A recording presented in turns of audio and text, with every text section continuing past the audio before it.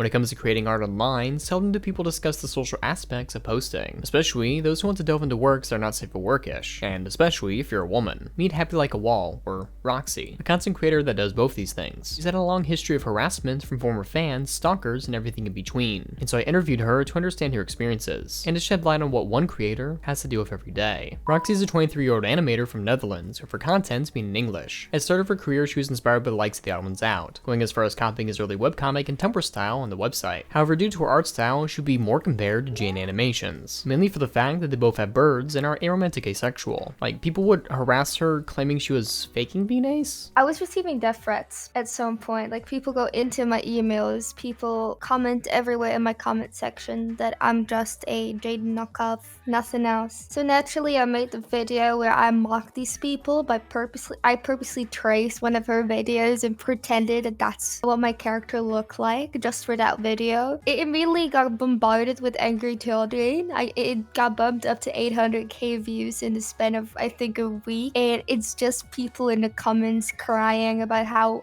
it's so obvious that I'm a knockoff. They can literally click on my channel once and see everything else I posted and know that my content is like nothing like that one video, but it just proves that they don't do that. They see one thing and base their entire opinion of you on that one thing. Along with creating animation memes, where you animate a little snippet of a song, she has more speaking style videos. Some include talking about games, some talking about lore of her characters, and just general art topics, like PewDiePie drawing. And after hearing her voice, two things are very clear. Number one, she has an accent, and the other, she has a higher pitched voice. This would cause her to sometimes subtitle her videos in editing to make sure people understand her. Personally, I don't think it's that thick of an accent, and putting all those words in just would take up a lot more time in editing. Or perhaps I'm just used to it. One of my favorite channels is Posey, a Dutch English-speaking YouTuber that talks about technology. Well, not really, but it's a nice proof of concept, right? Nice proof of concept, right? Her voice, mixed with her short appearance, caused people online to assume that she's a child, instead of a grown-ass 23-year-old woman. So personally, I find my voice really irritating for that it's high-pitched, and obviously I have a really strong accent going on, which is not usually something that a lot of storytime animators have, because I noticed that a lot of people are just from America, really basic and simple like that, and I really wish I was like that. I often worry that people might not be able to understand me. A lot what I say is immediately being discredited with that I sound like a child or that I'm faking my voice, and it's just really irritating. I'm fine with my appearance. I'm obviously on the shorter side, which also leads people to think that I'm a child a lot. Like, I repeatedly get accusations that I'm a child. Well, obviously I'm not. This actually leads us into a big section about not safe for work. One of the first things to mention is that she produces not safe for workish content, but doesn't consider herself a not safe for work artist. This is because her main OC is referred to as a gummy person, one without genitals. Adding clothes onto the character would imply as such. Technically not so different from the other storytime animators, unless they have implied clothes on. But for Happy, seldom has she drawn actual not safe for work. It's not all of it. Obviously there's 1, 2, 3 actual NSFW pieces per 100 drawings that I make. So I feel like those 3 pieces don't really define me. If I say that I'm an NSFW creator and people go on my profile expecting porn, they're gonna be majorly disappointed because it rarely ever even goes into that department. And if it goes into that territory, it's just like a toe dip and then I'm out again, because it's not really what I want to do. I've always specialized in just sitting on that little edge in between. I just like making things suggestive, but that's kind of it. In producing this type of content, it attracted some unwanted attention, either from people pressuring her to draw more not safe for work, or just weirdos talking to her in general. Her DMs would be filled with people trying to roleplay with her, or send her dick pics or tributes to her art. They're not good. They're not good tributes, I'll tell you that. Actually, the last part is mostly true, as she's actually been getting those types of messages even before she do not safe for work, an adult. As you can assume from what I've shown on screen, very censored of course, you can understand why she closed DMs. And more recently, she hasn't really been using her OnlyFans. This would lead to people thinking she's hiding it. I mean, I saw a tweet calling her, quote, "Stupid bitch, you're a fucking weirdo ass YouTuber, you're fucking dirty ass." Ooh, not gonna say that one. But if you go to her card,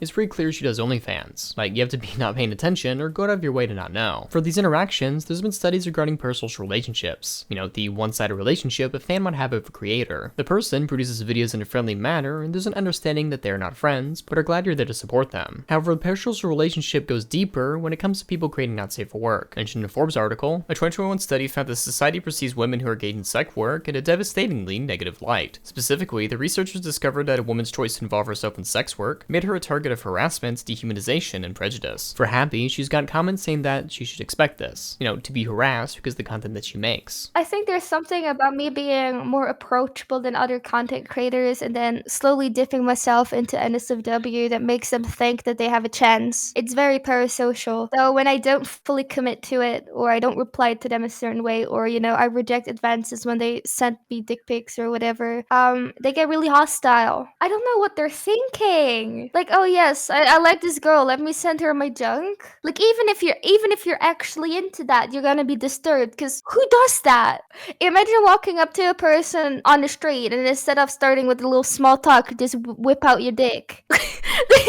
You don't do that. You don't do that online either. But people are just they feel too protected behind their screen. They feel anonymous. They think they can do these things and get away with it. To remind you, the audience who's currently drawing instead of watching this video, Happy is asexual, meaning she really isn't into porn. Creating it is just a means to an end, a job if you will, clocking into the not safe for work grind and clocking out at the end of the day. Though there are people in our audience that like her because she's funny, but like her talking videos get less views. It's like whenever you see someone say you love a woman Twitch streamer because they're hilarious, then unsubscribe when you find out their relationship. I guess they weren't that funny. I've intentionally made a few NSFW drawings just with the intent of putting it up on Patreon, which also generates me quite a bit of money if I gotta be honest. So the whole NSFW thing, it's obviously just for money, and people for some reason just don't want to accept that. They keep trying to call me a hypocrite for saying I'm ace and then doing this NSFW stuff. Meanwhile, it's how I'm financing my life. Like, I use the NSFW to earn money. Like, it makes so much sense, but they just don't want to accept it, I guess. Going back to not safe for work, she isn't into people sending such of her character to her. Oftentimes people will create or send it to her out of resentment or spite. People always want to depict me a certain way, like they break me or that I enjoy it. I just think that's really uncomfortable. Or when they put their own characters with my character, it just feels weirdly invasive. I don't like it. But that's not the biggest problem. The biggest problem I have is when people have to draw my character anyway, that they don't keep it to themselves. They send it to me in my DMs, or they mention me in it because they want me to see it out of resentment or spite or some vendetta that they have because I'm a hypocrite or something. I've said before, if you really gotta draw that stuff, you don't have to, but I prefer you keep it realistic. Don't draw weird shit that puts me in a negative light, and please, for the love of God, just don't send it to me, because I don't ever look at NSFW outside of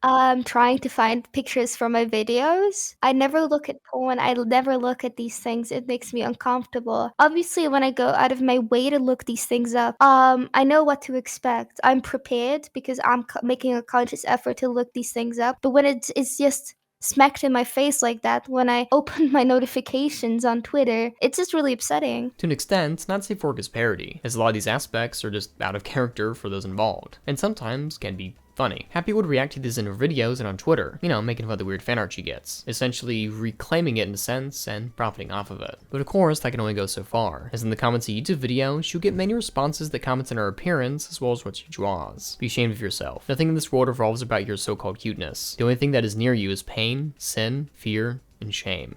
A lot of the comments that are shown in this video were mainly provided by Happy and her server. Thank you for taking time to find these for me in this video. Now, with a lot of what we talked about, there's an understanding of boundaries. She produces not safe for workish content, but doesn't prefer people sending it to her or trying to be sexual with her, as she's fine talking with people, but not if it gets weird and sexual. Very basic things to understand, you know what I mean? Very, very basic. However, over time, some fans would take it too far, and once rejected, would go out of their way to harm her. In 2023, Happy will make a Google Doc addressing some of her recent controversies. Within, we see exceptional fans turn to enemies because they cross a boundary many understand tend not to go over. At the start document, she goes over not safe for work and the pressure to make such art. However, very quickly, it gets more sinister. In 2021, she would get hacked. This would be due to Teespring having a big data leak. This would lead to her social media accounts, apart from YouTube, to be out of her control. And around this time, due to the harassment, she would often take down her Twitter. In doing so, someone snatched up her @, causing her to use a variation of her name. As an aside, detractors would mass report her TikToks, causing them to get taken down for nudity. Despite the fact that they're the same videos on YouTube, which are not age restricted. One of the larger issues she addressed within the documents is Discord. Her stuff on Twitter is not safe for work-ish, with it being 18+. However, YouTube and former TikTok would be 16+. This would fall into her server as well, being 16+ to match her YouTube audience. Going back to the start of the video, remember that she's from the Netherlands, and she made the server 16+ because that is the age of consent in her country. However, not safe work is not permitted unless you're 18+ with form of ID. This would cause many people to accuse her of endangering minors. Though she did address regarding Discord that she has to be careful with what goes on in there. For next part, I would go into detail regarding some of the specific harassment she's had, but seeing as some of these individuals have a habit of stalking, spreading rumors, and taking down stuff, I'm gonna try to be a bit vague. If you want to see who it actually was about, you can't, because more than likely, those individuals just mass reported it and took it down. The gist of the people involved were those who either had social or parasocial relationships with her. Once that was cut off, they proceeded to do everything in their power to make her look terrible, citing 3 major things about her character. The first would be endangering minors. But there's a big group of people who see kids watching her content and think she's 100% responsible for them watching her content and finding her other accounts, I guess. YouTube has deemed her videos not 18+, and yep, anyone can see it. But this isn't new information that Not Safe for Work-ish creator just posts on YouTube. Dives, a popular Not Safe for Work artist, also has a channel. He mainly uses it to show off animations and clips of porn before it starts being porn. Again, these videos are not age restricted to 18+, though people don't seem to have a problem with him putting these videos up on there. It is bearing to remind that for services like Twitter and Discord, they're rated 17+ in Apple and Google Play. So technically, most people aren't supposed to be using them in the first place. If you're like a sibling of like a younger kid, just go tell your parents being like, you're not supposed to be on here tonight, 17. And if your parent just take the iPad away. More fun, I guess, or Chrome tablet. The other 2 allegations include transphobia and slurs. So again, the screenshots and clarification provided, it seems just more foolish and ignorant in the use of such. Knowing the latter, this would be a thing that she just did with her friends, and her friends were fine with it. Probably just best not to use it in general. You know, but the document would not leave a lasting impact on her career. As with the tweet she made addressing it, people were mainly on her side. Happy would make a follow-up tweet 5 days later talking about how people immediately backed off after the document. However, there are people still waiting on the background until something happens to comment again about all the things she's done. And with the Google Doc being taken down, it would be easier for people to spread misinfo or claim she's sweeping it under the rug. Seldom does one take time to actually look into measures if a person has gotten better or addressed some things. A main example, I'd say, would be VivziePop, as only recently someone like Lamau would make a neutral video talking about all that went on with her. Or on another side, where people want a creator to address things, only to turn around and say, I'm not reading all that, or no need to watch, it's just straight yapping for minutes. And often with cases like this, if one cancellation attempt is not enough, the detractor has a list of things ready. This essentially would be moving the goalposts, and that sometimes people will claim that they're doing it just to make sure everyone knows, or to be more catty. I'm not saying you shouldn't support them, but I'll definitely judge you for supporting them. So I decided to just make a big doc. I decided, I might as well be my own demise. I'm gonna say, yes, I said the N-word, but I said it in exactly this context, and it was never meant to mean harm. People did, say, yeah, well, I don't agree with that, and I don't like that you've done that, but, I accept your apology, and I hope it won't happen again. And then all the other accusations, I flat out disproved. But then all these people mentioned on the doc started to just mass report the doc, and it got taken down. And they still complain on their Twitters every now and then about how I try to cancel them, but I'm actually the bad person. And that seems to never stop, because people keep having these issues with me, and all these other people that I had to cut off before are really just waiting for the next thing to happen, so they can feed off of that. They're just waiting. They're staying under the radar until someone comes forward like, oh, Happy is such a pedophile because she puts porn on YouTube. They immediately bite. They immediately comment like, yes, I know, here's more stuff of what she done to me. I live rent-free in their heads. I live rent-free in a lot of people's heads, and I'm just attempting to exist over here. See, this is why I don't talk to people anymore outside of very strict DMs for strict purpose.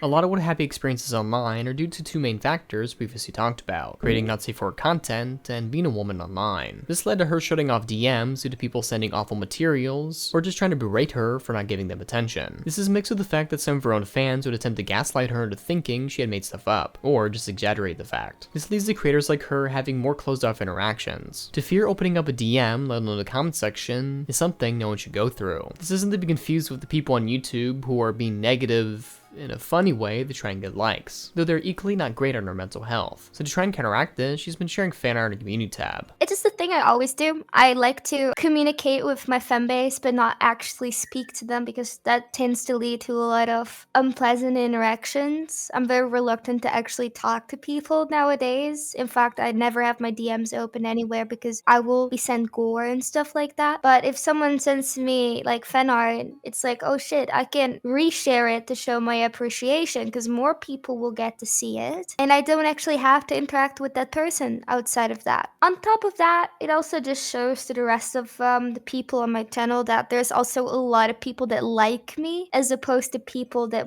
want to see my demise. So it might encourage them to, you know, do the same, also be nice to me. Because if you take one look in the comment section of one of my bigger videos, you'll see that it's overflowing with negativity, accusations, a lot of just kids saying stupid things, like copy pasting YouTube comments that they've seen before and just mindlessly putting them in there, you know. I know there's not a whole lot going on, like these people are just being stupid, but it can be very discouraging for new people coming onto my channel because they think, oh, everyone is mean, so this must be a bad person, and then they join in. So seeing that there's also a lot of nice people that draw me fan art might help them like change their mind or something. I'd asked in the community post what people thought about Happy and her works. It was nice to see a lot of positivity and support for her. When you're bombarded by negativity, you start to hyper-focus on it, even going as far as making it feel like those who make you forever relive your past actions seem like what everyone is saying about you. However, to be reminded that many people out there want you to be better and will be there for you gives some solace to the mind. Sometimes it just takes a bit of a reminder to see past the darkness and look towards the brighter side of creating art.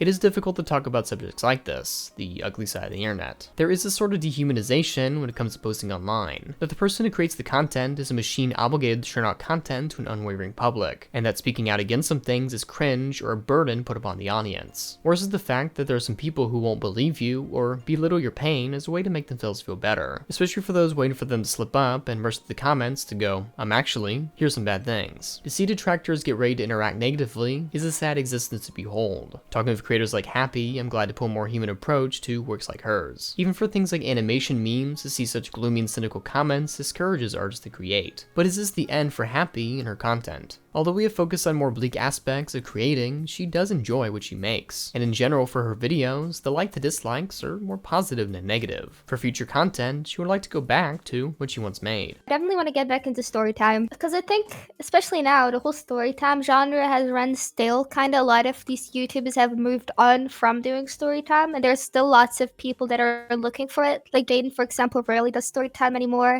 moved over to VTubing, and people really still miss her old content. So I think that at some point, it's definitely like the timing might be right soon to get back into story time, because people like that content. I've also just been wanting to do it for a while, but I definitely want to get back into making little videos for retro games and Nintendo 64. I'm really passionate about Mario 64 and other older games, so it's definitely something I still want to get into. It's just that my current viewer base doesn't really allow me to, because they all say they hate it, but they all look for porn on YouTube. They look for sexy and suggestive things just so they can comment how much they hate it, because it's really apparent if you sort my YouTube videos by most popular, that it's the videos with the most extreme clickbait pictures, like really zoomed in on ass, really zoomed in on thighs, get the views. There really isn't a solution to a lot of what we talked about, but normalizing talking about it is a path to better existence online. It was nice to chat with Happy, and I look forward to what she makes next, and hope that this video helps shine a light on a subject we seldom talk about, as people are more than likely to sweep it under the rug or claim that it's not that bad. Thanks for watching this video. If you made it here, that's rad. As you know by now, being a creator online can have some interesting results. At times the internet absolutely sucks and it can be extremely discouraging. Everyone has to have an opinion, nobody does their research, and they will find their reasons to complain. I could go on a whole tangent about how you need to pursue your dreams and not pay attention to the basement dwellers, but I'm sure you've heard it all before. All I can say is ignore them, or maybe even have fun with it. As you know, they're just jealous. You're too glorious and babe, and they can never amount to the raw skills you have. That being said, you know who else is glorious and babe? I am. Following me automatically buffs you with 10%. Trust me. I guess that's it. Love your haters? Okay, bye. Whoa, you HappyLikeAWalled it to the end of this video. If you loved it, you should like and subscribe and leave a comment if you haven't already. And maybe check one of these videos? That one? That one would be good, but whatever you do, you can't stay here.